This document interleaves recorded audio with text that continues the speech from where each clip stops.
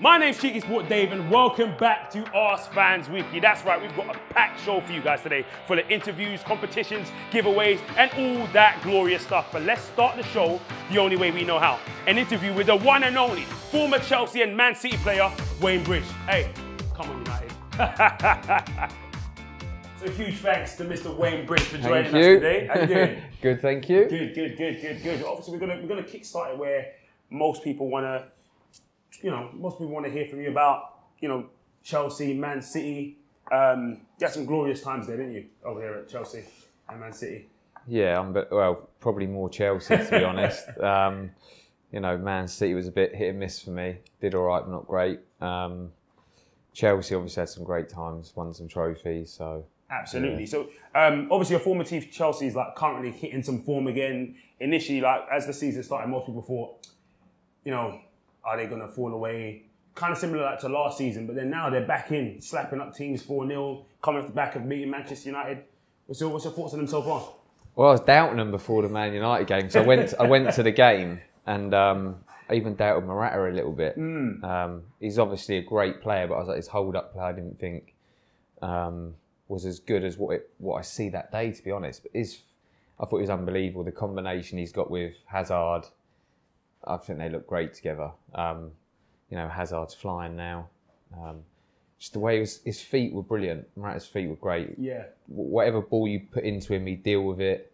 I thought they just absolutely battered Man United, I think.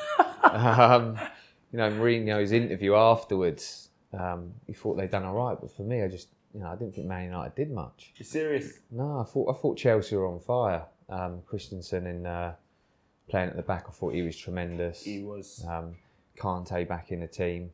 It's a bit like Kante and Pogba. Man United missed Pogba so much. I think Chelsea missed him so much as well. Absolutely. So they look like a different team. Absolutely. And then I know you touched a little bit on Mourinho and Conte. What was it like? What was it like playing for Mourinho? Like, what is he like? The man, the myth, the legend. I had some good spells with some bad spells. I didn't play that well. I don't think he was really having me that much. And then I got back into the team and I was playing well, then I broke my leg. But as a manager, I think his training's unbelievable. Yeah. His attention to detail. Training was always fun, it was intense, there was always games. But team shape, whenever it came to team shape, he knew what he wanted from the team. Pressing, we were always pressing as a team. Attacking, you always knew what options you had and how he wanted the team to rotate in positions. And I was just in a team that when you were playing, you never ever thought you were going to lose a game. The winning mentality of every player in that team was second to none. Exceptional. Yeah. Absolutely. And I think people see him quite as a, I was going to use the word philosopher, more of like a psychologist in that sense. He gets into the mind of players or gets them believing differently. Good?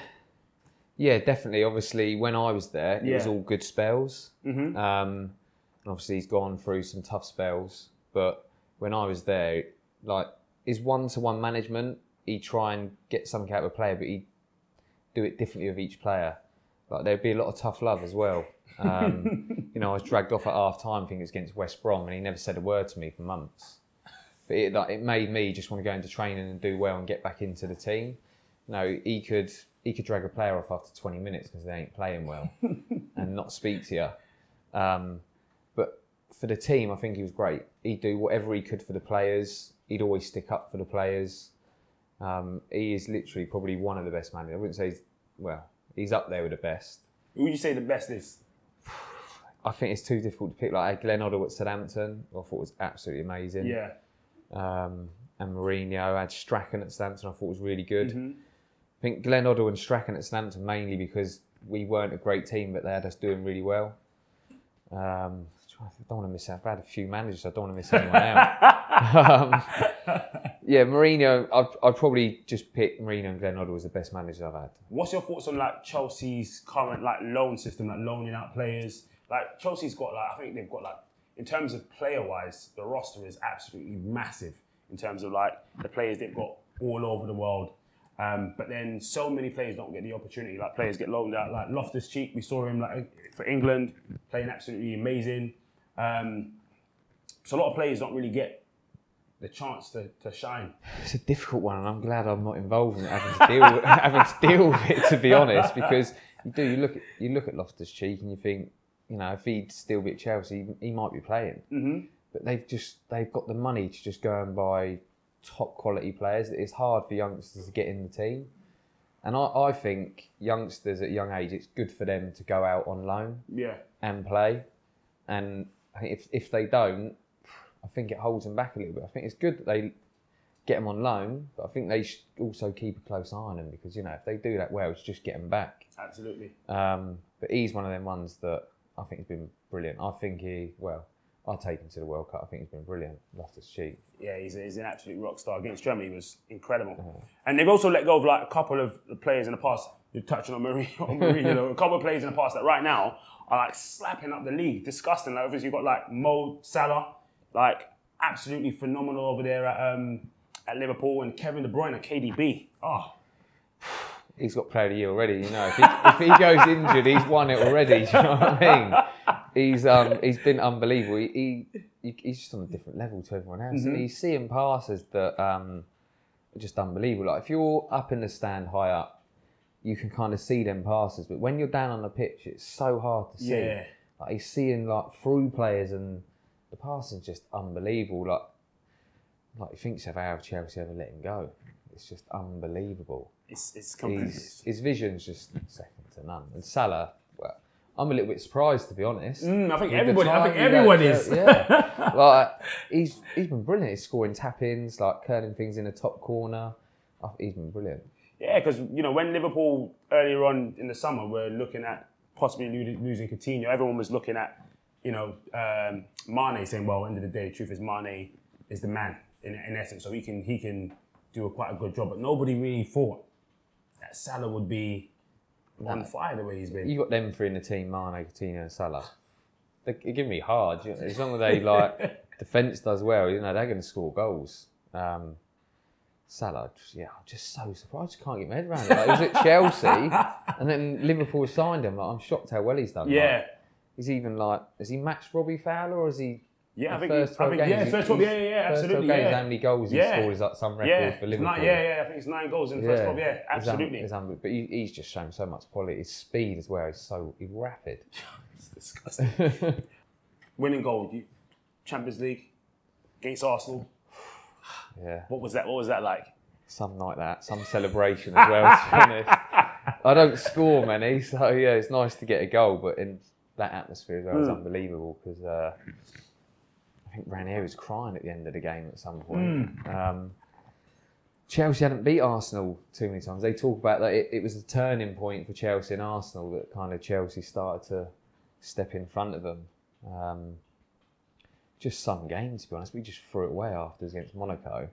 But that night, I just remember playing a 1-2 with Ida. And Ida always, to this day, just says, oh, you couldn't miss. I put it on a plate for you. But yeah, I think the feedback I've had, Chelsea fans just love me for that goal, to be honest. Yeah. And like I said, for someone who don't score many goals, the buzz was just absolutely unbelievable. I can't even begin to imagine. But that kind of rubber stamped you in Chelsea legendary, to be honest with you. Yeah, like I said, I'm loved for it, I think, the feedback I get, and it's a proud moment. And like I said, the celebration was quite a good night as well. Awesome stuff. Obviously, one of your other former clubs is Man City. We touched on earlier. They're storming the league. Can anyone catch them? I can't see it, to be honest. Arsenal have done it. They've gone unbeaten in the season. I can just see Man City doing it. That's exactly. Ray Parlour was sat right there and said the exact same thing. Part of that team. There. Just can't, unless like Chelsea play like they have been and turn up against Man City and beat them, I can't see anyone else doing it. What, not even United, December 10th? Maybe if they've got everyone fit, but just think they just look too good. They look like they're going to create chances, whoever they play against. Mm-hmm. I look at their team and Pep must have a headache. Picking their front 6 or whatever, it's just... Absolutely. They can just play anyone, to be honest. It's incredible. I can't see anyone beating them, to be honest. Wow, that's pretty strong there. Yeah, they could. To be honest with you, I can see it pretty similar from that perspective, to be honest with you. Like you said, they're absolutely creating trust. But I think the only place where they're currently weak is probably at left back. Obviously, with Mendy out. Yeah. January coming round. Luke Shaw. Luke Shaw, 6 months. yeah. Yes. I'm not sure. No, I'm not sure. He hasn't played much. I think that's it's a big one to go and sign him because he hasn't played much. But I've been impressed with Delph. It's true, you know. He's done well. He has done well. But like I said, Mendy's out for a while, so they will look to sign someone. But for me, just Delph, he looks good, mate. He's done well. He's impressed me the way he's played there. But like, I think they will sign someone, but who? Definitely not Luke Shaw, you're saying. No, I'm not. I don't think they will. No, it's that now. It ain't happening. He's a good player. You know, he's had a big injury, but he needs some game time, and I think it's for them to go and sign him, I think they're taking a little bit of a gamble. I think. Yeah, I think because the amount of time, the length of time in which he's been out, you're practically kind of judging him based on what he was like at Southampton, because he hasn't had a consistent run of games at United. For me, I'd probably go and sign Ryan Bertrand if they can get him off Saints. I think he's a quality player. That's an interesting one there. You know, he was tremendous at Chelsea, and the Saints fans that I know can't speak more highly of him. I think he's a good player. And he's a great guy as well. He's a great guy. Yeah, he's a great guy. Yeah, Character-wise, he's a good lad. He's quality. Really good lad. Absolutely quality guy. Moving on from obviously the doom and gloom, the hiring, the firing, the managers at the bottom half. We're looking at the creme de la creme, the top of the Premier League. The Man English City. teams. Where else do you look? It's true. In fact, they are one of the ones in which we're talking about here. English teams in the Champions League. Who's got the best chance? You said it already. Where else? Although, like I've always said, Chelsea are going to come good if they get through the period they're at. The little blip they went through. Yeah. January they sign a few more players. I think they'll do well. But for me now, if they just keep everyone fit, they're going to do well, no matter if they sign anyone or not. But for me, Chelsea and Man City. And you know, Man United as well, to be fair, if they keep everyone fit. Like Pogba's come back, they're just a different team. Absolutely.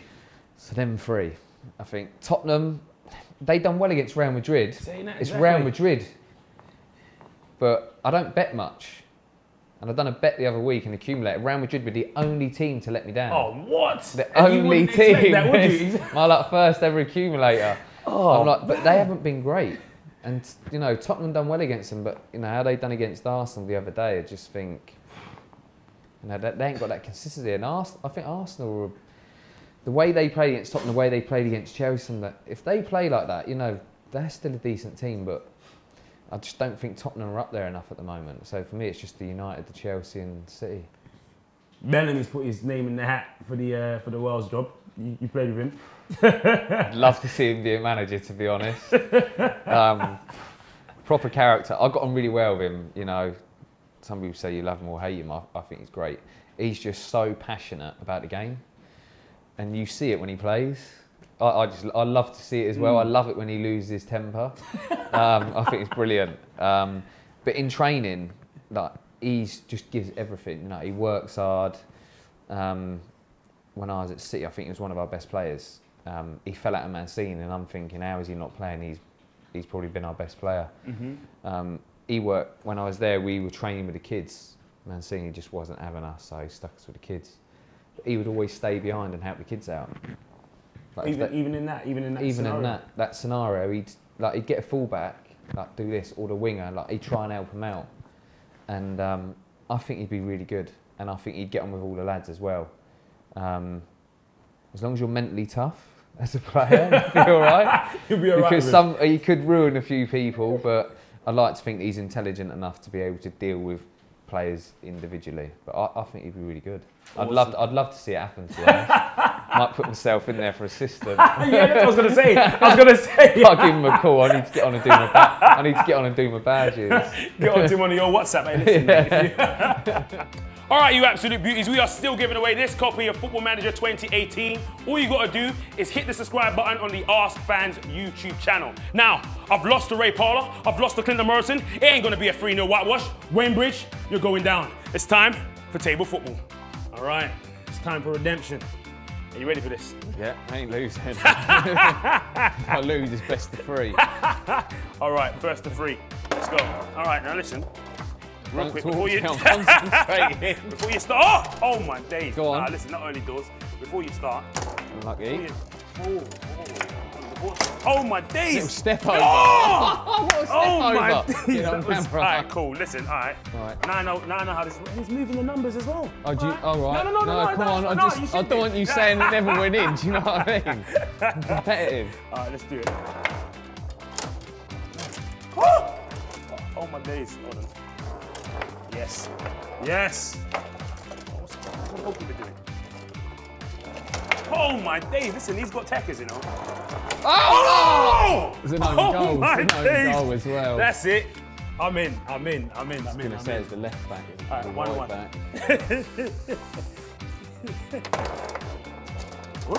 Oh my days. That was almost. Listen, wait. Yeah. Good question. Go on. Are you any good at this?